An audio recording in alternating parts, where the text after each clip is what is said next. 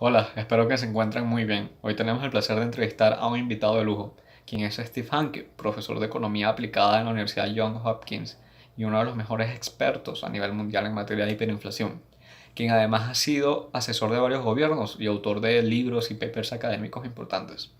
Así que sin más preámbulos, empezamos con la entrevista. Well, Okay. Professor, I'm very happy to have you here with us at CEDICE. And for the first question, I would like to ask you exactly what is hyperinflation and what is the cause? Okay. Hyperinflation is defined in the professional literature as an inflation rate that's over 50% per month. And now the definition has been modified a little bit with my research because I can use high frequency daily measurements for inflation rates. And so we have 50% per month extending over 30 consecutive days. That's the definition now. So over 50% per month, and it has to last for 50 consecutive days. So at present, we've had, I've measured all of these and recorded them in the literature in various places, but there have been 60 hyperinflations in the world history. I have an article that will be appearing in World Economics that actually isn't published yet. I've discovered two hyperinflations in Poland recently, and those were in the 1940s during the Second World War, occupation in the Second World War in Poland. And that article will be published in the next month or two. And there actually were two hyperinflations in Poland that no one knew anything about until I finished my research on it. So that's the overall picture. They're not too frequent. They usually occur. They've occurred during wars or Okay. Polish example. That's two cases right there. Or during the collapse of different kinds of regimes, like when communism collapsed, there were a lot of hyperinflation episodes in that period of time. So wars and hyperinflations. The first one was, of course, in France, and that one was associated with when they went off of the metallic standard, the gold standard, and started having a central bank basically printing fiat money. And that was in the 18th century. That was the first one. And then there really weren't any until after World War One. All right. For the second question, could you affirm that the worst of Venezuelan hyperinflation is not how strong it is, but how long it is? Well, the hyperinflation in Venezuela, just to give you some key numbers, you Okay. ask about the length. It has been a long hyperinflation. It's the fifth longest one in recorded history. It's actually lasted now 27 months. It ended in February this year. I haven't written this article up and published it yet, but in fact, it started in November 2016 and it ended in February of 2020, and that lasts for we have 27 months in there. So fifth longest. So it's very long, but it's modest in terms of the magnitude. The peak hyperinflation reached 165,382% in February, on February 26th of 2019, actually. Okay. And that peak was only the 14th highest out of the 60 hyperinflations. It would only be the 14th highest one, but it is the fifth longest one. So it's a moderate hyperinflation in terms of its magnitude, but in terms of its duration, it's quite long. The only other thing I would mention is that the monthly inflation rate peaked out in January 2019 in Venezuela, and the monthly rate was 315%. That compares, for example, to Nicaragua, the real long hyperinflation they had. Their monthly rate only peaked at 261% per month. And to put this in context, the third highest hyperinflation, which actually I was involved in, measured it, was in Yugoslavia. In January of 1994, the monthly rate of inflation was 313 million% in 1 month. 313 million% in a month. And Venezuela's top rate was only 315% in 1 month. So as you can see, the big super high inflations are way, way higher than Venezuela. But of course, they don't last very long. Most hyperinflations only last a few months. They don't last a few years. They last a few months and then they go away.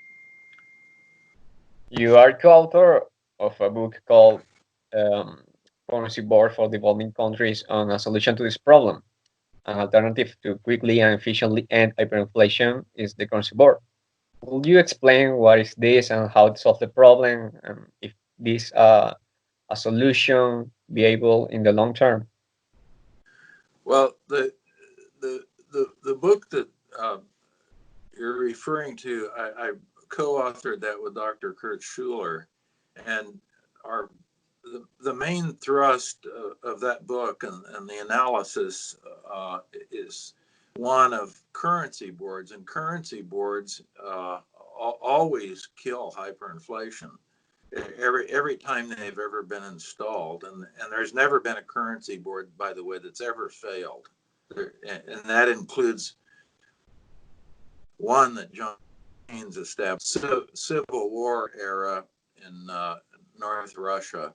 That particular one lasted and through the Civil War, no problems. So there have been no failures. So what is a currency? A currency board is a monetary system. It's just like an exchange house in the sense that a local currency is issued. Let's say you had a local currency board, Bolivar, and that Bolivar would be anchored in an anchor currency like the US dollar, and it would be exchanged at a fixed exchange rate, freely convertible. So you could freely exchange the Bolivar for the dollar at a fixed exchange rate. And it would be completely credible because the reserves back Bolivar would be dollar reserves, and they would equal 100 to 110% of the Bolivars that were being issued. So the Bolivar in that case, or in a currency board country, the local currency becomes a clone of whatever the anchor is. It's exactly the same. So if you had a currency board, it was set up properly, and as we proposed in Venezuela, and you issue the Bolivar would be a clone of the U.S. dollar. It would be exactly the same. So why do these things work, and why are they sustainable, and what's the key? Well, the key is really twofold. One is that the local currency becomes a clone of the anchor, and if the anchor is good, of course the clone is going to be good. The other aspect that most people don't understand, except the politicians, is that once you have a currency board system, the central bank can't issue credit to the government. They can't finance the government. And as a result of that, you have what's called a hard budget constraint that's put in the system. And the fiscal authorities are disciplined, and fiscal authorities that are undisciplined are really the ultimate source of why you always have a hyperinflation or any kind of inflation, because the central bank starts financing the fiscal authorities, the deficit is being run by the fiscal authorities. And once they start doing that, if they do it at a very high level, you create a lot of inflation. So if we go back to, for example, in January of 1994 in Yugoslavia, 97% of all the government expenditures were being financed by the central bank in Yugoslavia. So you had a massive hyperinflation of 313 million% in 1 month. So the hard budget constraint is one thing that's key, and thinking in terms of a clone of the anchor. Now, that means, by the way, that the currency board is in the same family as pure dollarization. You could just get rid of the local currency completely, get rid of the clone, and just use the US dollar and dollarize the economy. The effects would be exactly the same in terms of the hard budget constraint. And of course, you wouldn't have a clone anymore, you would have the real thing. And there are some advantages to that in a place like Venezuela that is already de facto dollarized anyway. So in a way, it becomes easier to deal with and introduce. It's something that isn't new because Venezuela is so highly dollarized anyway, because the hyperinflation has gone on for so long. People have substituted the US dollar and used the US dollar instead of the bolivar. So the dollarization and currency boards are all almost exactly the same thing. The one advantage in a purely system is that you have no monetary institution in whatever the country is. And if that was the case in Venezuela, of course, you have the advantage of keeping Venezuela bureaucrats and politicians completely out of the picture, because you wouldn't have anyone even running a currency, because you wouldn't have to have a currency board. You would have just a dollarized system. But if you follow the currency board rules, you get exactly the same results. All right. And I have a question about this. And if what are by the way, one thing about the currency board, because the monthly inflation rate was pretty close to the maximum rate of 315% per Venezuela. In Bulgaria, I was a president's advisor in 1997, and the monthly inflation rate in 1997 peaked out at 242% per month. It was a little lower than Venezuela's peak, but still very, very high monthly rate. And so we put in a currency board in July of 1997, and within days, within the hyperinflation ended automatically. But within a month, the interest rates, the nominal interest rates were down below 10% per month. So inflation came way down, and interest rates follow inflation. So if the goes down, the interest rates go down, which they did very rapidly. And they still have the currency board in place in Bulgaria, and it has a very high approval rating of the public. Well, and I got a question about the central banks, the role of the central banks in this, and which are the differences between a currency board system and a central bank, and if these two institutions can exist at the same time?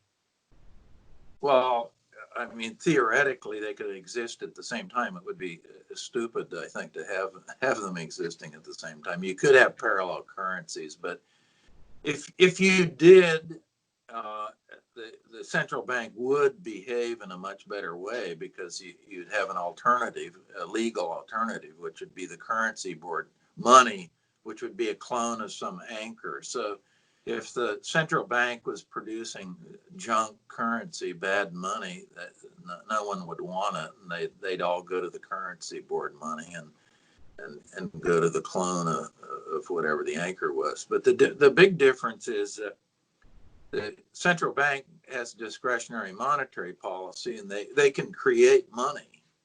A currency board can't create money. The only way you can get money from a currency board is to take a foreign exchange, whatever the anchor is, and exchange it at the fixed rate, and receive local money in exchange. But so they can't create any money. And from a technical point of view, if you look at the balance sheet of a currency board, the asset side of the balance sheet is all made up of foreign exchange reserves, whatever the anchor is.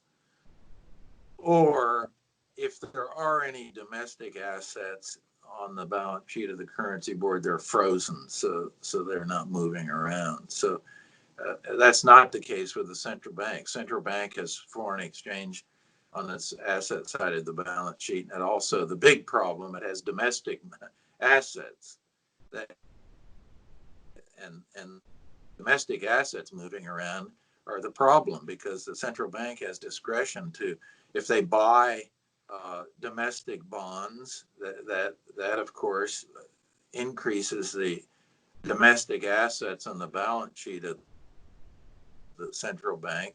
And how does the central bank pay for those domestic bonds that they buy? Well, they emit credit. And as I said, in the case of Yugoslavia, they were issuing a lot of credit because 97% of all the government were financed by the central bank. And that means that the government, the fiscal authorities, were issuing bonds, and the central bank was buying the bonds and issuing credit to buy the bonds. All right. So So it's discretion. It's the currency board is in a straitjacket. They have no discretion. They're just an exchange house, exchanging one currency for another currency at a fixed exchange rate. And the other thing that doesn't have discretion is the fiscal authorities that are put in a straitjacket. So if you have a currency board or you're dollarized, the monetary authority has no discretion, and the fiscal authority has no discretion. In a central bank, the central bank has discretion, and due to they can potentially finance the fiscal authority, and that means that the fiscal authority is wearing no straitjacket. They have discretion. So everything has discretion, and everything. So in most developing, like Venezuela, the central bank, the history of central banking has been a complete disaster, because the central bank ends up financing a fiscal authority that is spending too much money and running a deficit, and they can't finance the government expenditures with taxes or with issuing bonds to the public or issuing bonds to the international market. So what do? They issue the bonds to the central bank, and the central bank pumps credit in to pay for these bonds, and the credit leaves them with a lot more inflation. So if you look at developing countries and compare currency board developing countries with central bank developing countries, you find that the fiscal deficits are higher in the central bank countries, the inflation is higher in the central bank countries, and the real growth rate is lower. right. So performance is really hurt by having central bank. But I went through a study of this a few years ago, and there were at least 90 central banking countries that should absolutely get rid of their central banks. 90. So the number is probably at a minimum 90. I used very conservative criteria to make that judgment. So I would say more or less 100. Let's say 100 central banks should be mothballed and put in a museum someplace and forget it. And all those countries would be much better off. Well, could you say that in some cases not having a monetary policy is the best monetary policy? Yeah, well, in almost all these developing countries, not having a monetary policy, meaning you have a currency board or you use you're dollarized. Dollarized, the dollarized countries are about 33 countries in the world that are dollarized now. That they don't use their own currencies. Yeah. I can't remember the number of currency boards off the top of my head, but of course the most famous one is the one in Hong Kong. It's the biggest one and most known one. And in that case, the Hong Kong dollar is a clone of the U.S. dollar. Okay. I got a question about the banks, the private banks.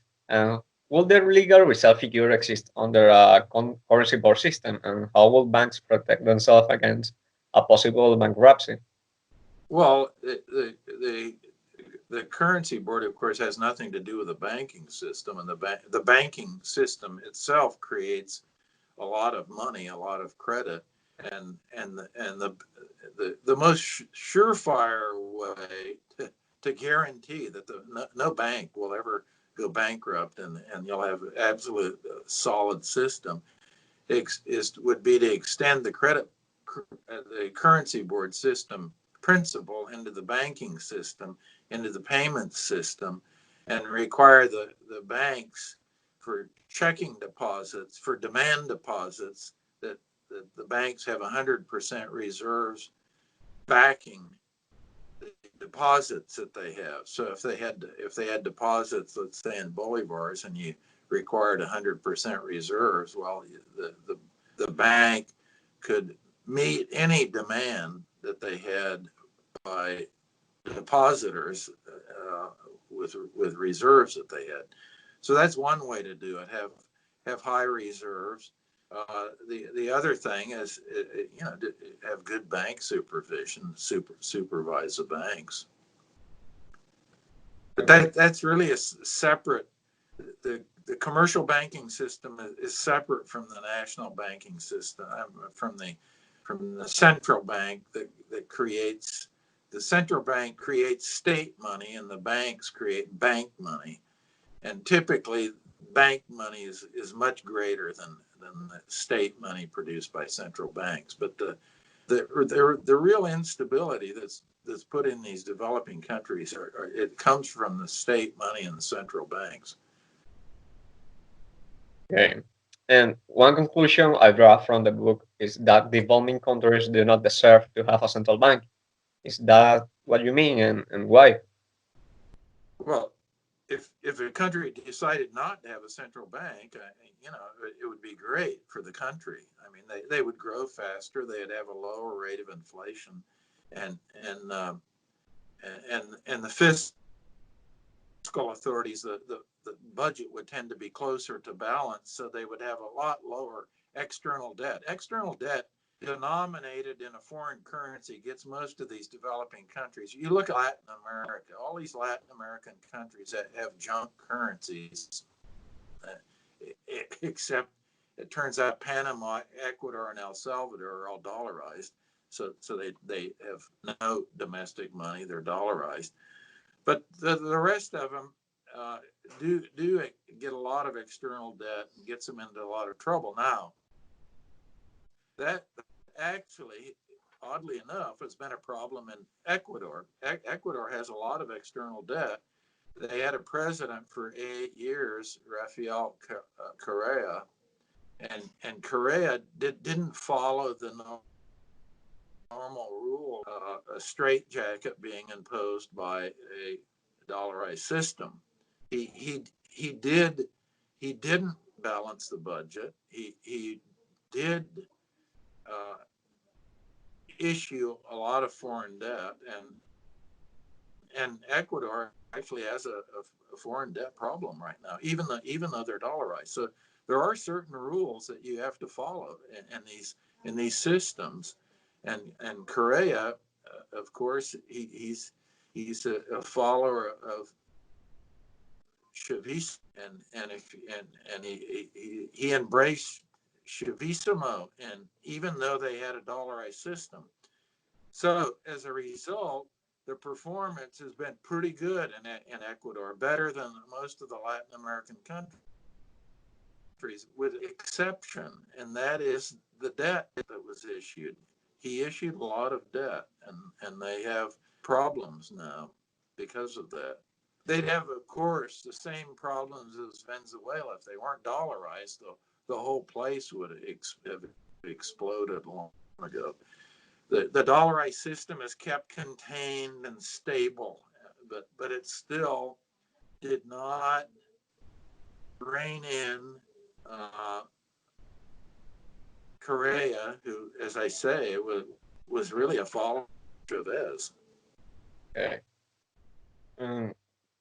What will currency board do in a crisis like COVID-19 or a financial crisis like 2008? Well, it keeps the country stable.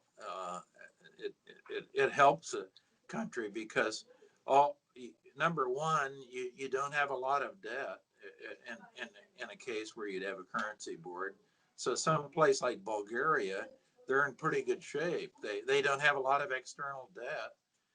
So what they're doing now, they're going into the market and borrowing some money to pay for the extra expenditures associated with fighting the virus. So it leaves you with a margin of safety. It's better to be austere and stable and growing before something like a crisis hits you. Because if a crisis hits you and you've been unstable, you've been growing slowly, and you have a lot of foreign debt, what happens? You're going to have a tremendous amount of problems.